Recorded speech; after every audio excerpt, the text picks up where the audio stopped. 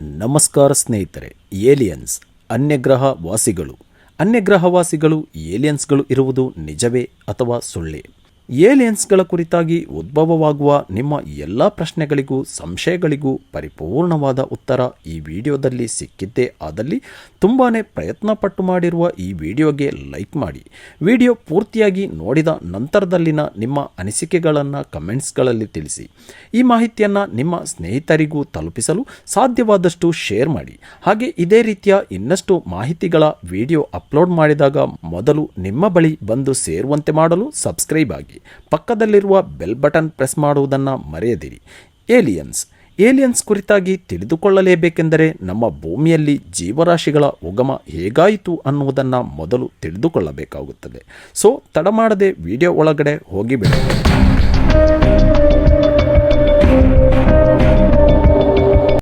ಸೌರಮಂಡಲ ಮತ್ತು ನಮ್ಮ ಭೂಮಿ. ಸೂರ್ಯ. ದಿನಂಪ್ರತಿ ನಮಗೆ ಬೆಳಕು ನೀಡುತ್ತಿರುವ ಸೂರ್ಯನು ಒಂದು ನಕ್ಷತ್ರವಾಗಿರುತ್ತದೆ. ಈ ನಮ್ಮ ಸೂರ್ಯನ ಸುತ್ತುತ್ತಿರುವ ಗ್ರಹಗಳ ಸಂಖ್ಯೆ 8.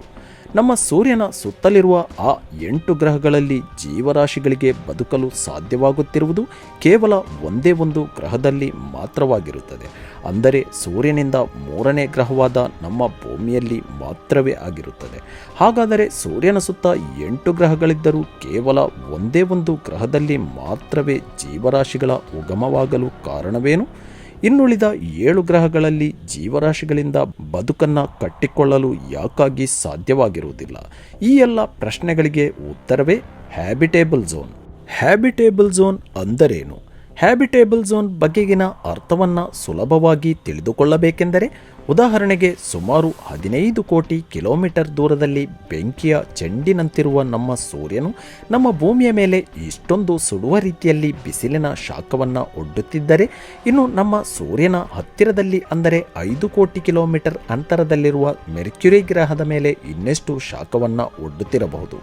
ಅತಿಯಾದ ಶಾಖವಿರುವ ಗ್ರಹದಲ್ಲಿ ಜೀವರಾಶಿಗಳು ಉದಯವಾಗುವುದು ಅಸಾಧ್ಯವಾಗಿರುವ ವಿಚಾರವಾಗಿರುತ್ತದೆ. ಹಾಗೆಯೇ ಸೂರ್ಯನಿಂದ 447 ಕೋಟಿ ಕಿಲೋಮೀಟರ್ ದೂರದಲ್ಲಿ ನಮ್ಮ ಸೂರ್ಯ ಕುಟುಂಬದ ಕೊನೆಯ ಗ್ರಹವಾದ ನೆಪ್ಚೂನ್ ಗ್ರಹದ ಮೇಲೆ ಬೀಳುವ ಸೂರ್ಯನ ಶಾಖದ ಪ್ರಮಾಣವು ತುಂಬಾ ಕಡಿಮೆ ಆಗಿರುತ್ತದೆ. ಹೀಗಾಗಿ ನೆಪ್ಚೂನ್ ಗ್ರಹದಲ್ಲಿ ಅತಿಯಾದ ತಣ್ಣನೆಯ ವಾತಾವರಣವು ಕೂಡಿರುವುದರಿಂದ ಅಂತಹ ವಾತಾವರಣದಲ್ಲೂ ಜೀವರಾಶಿಗಳು ಉದಯವಾಗುವುದು ಅಸಾಧ್ಯದ ಮಾತಾಗಿರುತ್ತದೆ. ಹೀಗಾಗಿ ಜೀವರಾಶಿಗಳಿಗೆ ಬದುಕಲು ಯೋಗ್ಯವಾಗಿರುವ ರೀತಿಯಲ್ಲಿ ಅತಿಯಾದ ಶಾಖವೂ ಇರದ, ಅತಿಯಾದ ತಣ್ಣನೆಯ ವಾತಾವರಣವೂ ಇರದೆ ಸರಿಯಾದ ವಾತಾವರಣವನ್ನು ಹೊಂದಿರುವ ಗ್ರಹವನ್ನು ಹ್ಯಾಬಿಟೇಬಲ್ ಝೋನ್ನಲ್ಲಿನ ಗ್ರಹ ಅಂತ ಗುರುತಿಸಲಾಗುತ್ತದೆ. ನಮ್ಮ ಸೂರ್ಯ ಕುಟುಂಬದಲ್ಲಿ ಬದುಕಲು ಯೋಗ್ಯವಾಗಿರುವ ಏಕೈಕ ಗ್ರಹವು ನಮ್ಮ ಭೂಮಿಯೊಂದೇ ಆಗಿರುತ್ತದೆ. ಹ್ಯಾಬಿಟೇಬಲ್ ಝೋನ್ಗಳಲ್ಲಿರುವ ಗ್ರಹಗಳಲ್ಲಿ ಹುಟ್ಟಬಹುದಾದ ಜೀವಗಳಿಗಿರುವ ಸವಾಲುಗಳೇನು? ಇನ್ನು ಗ್ರಹವೊಂದು ಹ್ಯಾಬಿಟೇಬಲ್ ಝೋನ್ಗಳಲ್ಲಿ ಇದೆ ಅಂದ ಮಾತ್ರಕ್ಕೆ ಆ ಗ್ರಹದಲ್ಲಿ ಜೀವರಾಶಿಗಳು ಹುಟ್ಟಿಕೊಳ್ಳುವುದು ಅಸಾಧ್ಯವಾಗಿರುತ್ತದೆ. ಅಲ್ಲಿ ಜೀವರಾಶಿಗಳು ಹುಟ್ಟಿಕೊಳ್ಳಲು ಮುಖ್ಯವಾಗಿ DNA, RNA, proteins, amino acids ಈ ಎಲ್ಲ ಅಂಶಗಳು ಒಳಗೊಂಡಿರುವ ಗ್ರಹವಾಗಿರಬೇಕಾಗುತ್ತದೆ. ಸಂಕ್ಷಿಪ್ತವಾಗಿ ಅರ್ಥವಾಗಿಸುವ ರೀತಿಯಲ್ಲಿ ಹೇಳುವುದಾದರೆ DNA ಅನ್ನುವುದು ಎಲ್ಲ ಲಿವಿಂಗ್ ಆರ್ಗಾನಿಸಮ್ಸ್ಗಳಲ್ಲಿ ಇರುವ ಒಂದು ಜೆನೆಟಿಕ್ ಇನ್ಫಾರ್ಮೇಷನ್ ಆಗಿರುತ್ತದೆ. RNA ಅನ್ನುವುದು DNA ಬಳಿ ಇರುವ ಇನ್ಫಾರ್ಮೇಷನ್ ಇನ್ಸ್ಟ್ರಕ್ಷನ್ ತೆಗೆದುಕೊಂಡು ಅದಕ್ಕನುಗುಣವಾಗಿ ಯಾವ ಪ್ರೋಟೀನ್ಗಳು ಎಷ್ಟೆಷ್ಟು ಯಾವ ರೀತಿಗಳಲ್ಲಿ ಉತ್ಪತ್ತಿಯಾಗಬೇಕಾಗಿದೆಯೋ ಅವುಗಳ ಉತ್ಪತ್ತಿಯ ಇಂಟ್ರಾಕ್ಷನ್ ಎಕ್ಸಿಕ್ಯೂಟ್ ಮಾಡುವುದರ ಜೊತೆಗೆ RNA ಪ್ರೋಟೀನ್ಗಳನ್ನು ಸಿಂಥಸೈಸ್ ಅನ್ನು ಮಾಡಿ ಮುಗಿಸುತ್ತದೆ. ಇಲ್ಲಿ ಈ ಎಲ್ಲ ಪ್ರೋಟೀನ್ಗಳ ಮುಖ್ಯವಾದ ಬಿಲ್ಡಿಂಗ್ ಬ್ಲಾಕ್ಸ್ ಆಗಿ ಕೆಲಸ ಮಾಡುವುದು ಅಮಿನೋ ಆಸಿಡ್ ಪಾತ್ರವಾಗಿರುತ್ತದೆ. ಈ 4 ಅಂಶಗಳೇ ಒಂದು ಲೈಫ್ ಹುಟ್ಟಿಕೊಳ್ಳುವುದಕ್ಕೆ ಮುಖ್ಯವಾದ ಪಾತ್ರವನ್ನು ವಹಿಸುವುದಾಗಿರುತ್ತದೆ. ಆದರೆ ಈ ಎಲ್ಲ 4 ಕೆಮಿಕಲ್ ಅಂಶಗಳಿದ್ದರೆ ಮಾತ್ರವೇ ಜೀವಗಳು ಹುಟ್ಟಿಕೊಳ್ಳುವುದಾಗಿದ್ದರೂ ಆ ಗ್ರಹದಲ್ಲಿ H2O ಅಂದರೆ ನೀರು ಅನ್ನುವುದು ಇರುವುದಾದರೆ ಮಾತ್ರವೇ ಜೀವವು ಹುಟ್ಟಿಕೊಳ್ಳುವುದಕ್ಕೂ ಬದುಕಿ ಬಾಳುವುದಕ್ಕೂ ಸಾಧ್ಯವಾಗುವುದಾಗಿರುತ್ತದೆ.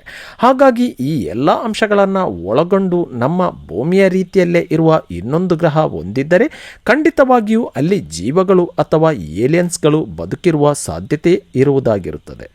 ಹಾಗಾದರೆ ನಮ್ಮ ಭೂಮಿಯ ರೀತಿಯ ಗ್ರಹಗಳು ನಮ್ಮ ಪ್ರಪಂಚದಲ್ಲಿ ಇನ್ನೆಲ್ಲಾದರೂ ಅಸ್ತಿತ್ವದಲ್ಲಿರಲು ಸಾಧ್ಯವೇ? ಸಾಧ್ಯವಾದರೆ ಆ ಗ್ರಹಗಳಲ್ಲಿ ಬದುಕಿರಬಹುದಾದ ಏಲಿಯನ್ಸ್ಗಳ ಕುರಿತಾದ ಕುರುಹುಗಳಾದರೂ ಏನು? ಮೊದಲೇ ಹೇಳಿದಂತೆ ನಮ್ಮ ಸೂರ್ಯ ಅನ್ನುವುದು ಒಂದು ನಕ್ಷತ್ರವಾಗಿರುತ್ತದೆ.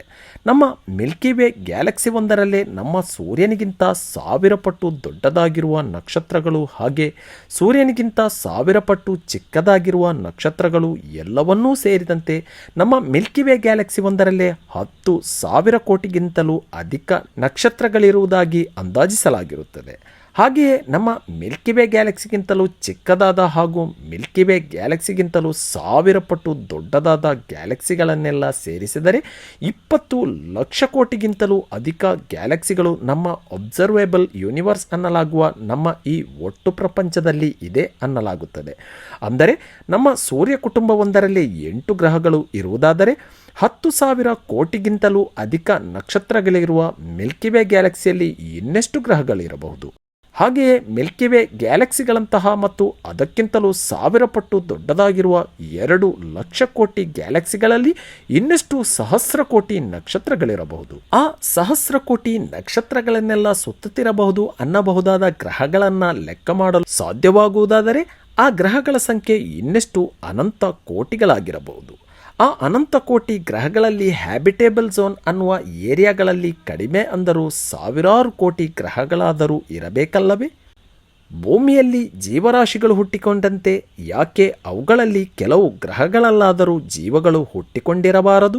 ಇಷ್ಟೊಂದು ವಿಶಾಲವಾದ ನಮ್ಮ ಈ ಬ್ರಹ್ಮಾಂಡದಲ್ಲಿ ಭೂಮಿಯ ರೀತಿಯಲ್ಲಿ ಇನ್ನೊಂದು ಗ್ರಹವೇ ಇರಲು ಸಾಧ್ಯವಿಲ್ಲ ಅನ್ನುವುದು, ಹಾಗೆ ಜೀವಗಳು ಹುಟ್ಟಿಕೊಂಡು ಬದುಕಿ ಬಾಳುತ್ತಿರುವುದು ಕೇವಲ ನಮ್ಮ ಭೂಮಿಯಲ್ಲಿ ಮಾತ್ರವೇ ಅನ್ನುವ ಅಭಿಪ್ರಾಯಗಳನ್ನು ವ್ಯಕ್ತಪಡಿಸುವವರ ಅಭಿಪ್ರಾಯಗಳನ್ನು ಒಂದು ಅಹಂಕಾರದ ಅಭಿಪ್ರಾಯ ಅನ್ನಬಹುದಾಗಿರುತ್ತದೆ. ಇಷ್ಟೊಂದು ನಕ್ಷತ್ರಗಳು, ಗ್ರಹಗಳು ಇರುವಾಗ ಯಾವುದಾದರೂ ಒಂದು ಗ್ರಹದಲ್ಲಿ ಜೀವಗಳು ಇರಬಹುದಲ್ಲವೇ? ಹಾಗಾದರೆ ಏಲಿಯನ್ಸ್ಗಳು ನಿಜವಾಗಲೂ ಅಸ್ತಿತ್ವದಲ್ಲಿ ಇದೆಯೇ? ಏಲಿಯನ್ಸ್ಗಳನ್ನು ನೋಡಿದ್ದಾಗಿ ಹೇಳಲಾಗುತ್ತಿರುವ ಕೆಲವರ ಮಾತುಗಳು ನಿಜವೇ? ಏಲಿಯನ್ಸ್ಗಳ ಕುರಿತಾಗಿ ವಿಜ್ಞಾನಿಗಳ ನಿಲುವುಗಳೇನು? ನಮ್ಮ ಸೂರ್ಯನ ಸುತ್ತ ತಿರುಗುವ 8 ಗ್ರಹಗಳನ್ನು ನಾವು ಪ್ಲಾನೆಟ್ಸ್ಗಳು ಅಂತ ಕರೆಯುತ್ತಿದ್ದರೆ, ಇನ್ನುಳಿದ ನಕ್ಷತ್ರಗಳ ಸುತ್ತಲೂ ಸುತ್ತುವ ಗ್ರಹಗಳನ್ನು ಎಕ್ಸೋ ಪ್ಲಾನೆಟ್ಸ್ಗಳು ಅನ್ನುವುದಾಗಿರುತ್ತದೆ. ನಮ್ಮ ಬಳಿ ಇರುವ ವೈಜ್ಞಾನಿಕ ಉಪಕರಣಗಳಾದ James Webb telescope, Hubble space telescope ಇವುಗಳ ಸಹಾಯದಿಂದ ನಮ್ಮ ವಿಜ್ಞಾನಿಗಳಿಗೆ ಕಂಡುಹಿಡಿಯಲು ಸಾಧ್ಯವಾಗಿರುವುದು ಕೇವಲ 8,000 ಎಕ್ಸೋ ಪ್ಲಾನೆಟ್ಸ್ಗಳನ್ನಷ್ಟೇ ಆಗಿರುತ್ತದೆ. ಈ 8,000 ಎಕ್ಸೋ ಪ್ಲಾನೆಟ್ಸ್ಗಳಲ್ಲಿ ಹ್ಯಾಬಿಟೇಬಲ್ ಝೋನ್ಗಳಲ್ಲಿ ಬದುಕಲು ಯೋಗ್ಯವಾಗಿರಬಹುದು ಅಂತ ಗುರುತಿಸಲಾಗಿರುವ ಗ್ರಹಗಳ ಸಂಖ್ಯೆ 16. ಅವುಗಳಲ್ಲಿ ಒಂದಾದ ವಾಸ್ಪ್ 96b ಗ್ರಹವೊಂದರ ಮೇಲೆ ನಿರಂತರವಾಗಿ ಟೆಲಿಸ್ಕೋಪ್ಗಳಿಂದ ನಡೆಸಿರುವ ಸಂಶೋಧನೆಗಳಿಂದ ಆ ಗ್ರಹದಲ್ಲಿ ನೀರಾವಿಗಳು ಇರುವುದಾಗಿ ಕಂಡುಹಿಡಿಯಲು ಸಾಧ್ಯವಾಗಿರುವುದೇ ಇದುವರೆಗಿನ ಬಹುದೊಡ್ಡ ಸಾಧನೆಯಾಗಿರುತ್ತದೆ. ಇದಲ್ಲದೆ ಇದುವರೆಗೂ ನಮ್ಮಿಂದ ಡೆವಲಪ್ ಮಾಡಲು ಸಾಧ್ಯವಾಗಿರುವ ವೈಜ್ಞಾನಿಕ ಉಪಕರಣಗಳಿಂದ ಯಾವುದೇ ಗ್ರಹಗಳಲ್ಲಿ ಯಾವುದೇ ಜೀವಿಗಳು ಬದುಕುತ್ತಿರುವುದರ ಕುರುಹುಗಳ ಕುರಿತಾಗಿ ದೃಢಪಡಿಸಲು ಇದುವರೆಗೂ ಸಾಧ್ಯವಾಗಿರುವುದಿಲ್ಲ. ಇದಕ್ಕೆಲ್ಲ ಬಹುಮುಖ್ಯ ಕಾರಣವೇ ನಮ್ಮ ಭೂಮಿಗೂ ಆ ಗ್ರಹಗಳಿಗೂ ಮಧ್ಯೆ ಇರುವ ದೂರದ ಅಂತರವಾಗಿರುತ್ತದೆ. ನಮ್ಮ ಸೂರ್ಯವೊಂದನ್ನು ಬಿಟ್ಟು ನಮ್ಮ ಭೂಮಿಗೆ ಹತ್ತಿರವಾಗಿರುವುದು ಆಲ್ಫಾ ಸೆಂಚುರಿ ಅನ್ನುವ ನಕ್ಷತ್ರವಾಗಿರುತ್ತದೆ.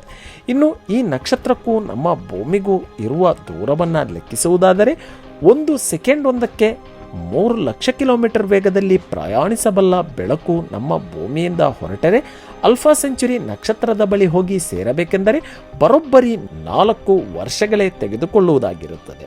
ಇಷ್ಟೊಂದು ವೇಗವಾಗಿರುವ ಬೆಳಕಿಗೆ ಹತ್ತಿರದ ನಕ್ಷತ್ರದ ಬಳಿ ಹೋಗಲು 4 ವರ್ಷಗಳು ತೆಗೆದುಕೊಳ್ಳುವುದಾದರೆ ಆ ನಕ್ಷತ್ರಕ್ಕೂ ನಮ್ಮ ಭೂಮಿಗೂ ನಡುವೆ ಇರುವ ದೂರವನ್ನು ಕೋಟಿ ಕೋಟಿ ಕಿಲೋಮೀಟರ್ಗಳಿಂದಲೂ ಅಳೆಯುವುದು ಅಸಾಧ್ಯವಾಗಿರುವ ದೂರದ ಅಂತರ ಅನ್ನುವುದನ್ನು ನಾವುಗಳು ಅಂದಾಜಿಸಿಕೊಳ್ಳಬಹುದಾಗಿದೆ.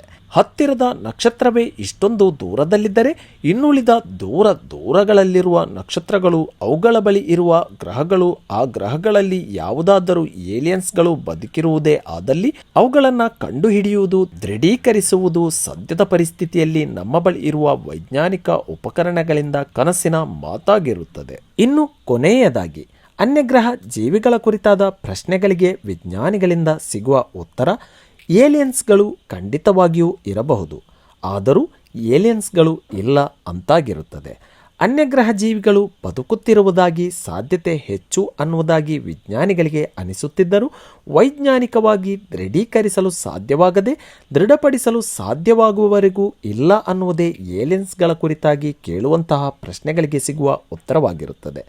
ಅನ್ಯಗ್ರಹ ಜೀವಿಗಳ ಕುರಿತಾಗಿ ನಿಮ್ಮಲ್ಲಿ ಹುಟ್ಟುವ ನಿಮ್ಮ ಪ್ರಶ್ನೆಗಳಿಗೆ ಸರಿಯಾದ ಉತ್ತರ ಸಿಕ್ಕಿದೆ ಅಂತ ಅಂದುಕೊಳ್ಳುತ್ತಾ ಈ ಮಾಹಿತಿಯಿಂದ ತೃಪ್ತಿ ಹೊಂದಿದ್ದೇ ಆದಲ್ಲಿ ನಿಮ್ಮ ಸ್ನೇಹಿತ ಬಳಗದೊಂದಿಗೂ ಹಂಚಿಕೊಂಡು ಅವರಿಗೂ ಈ ಮಾಹಿತಿಯನ್ನು ತಿಳಿಯುವಂತೆ ಮಾಡಿ.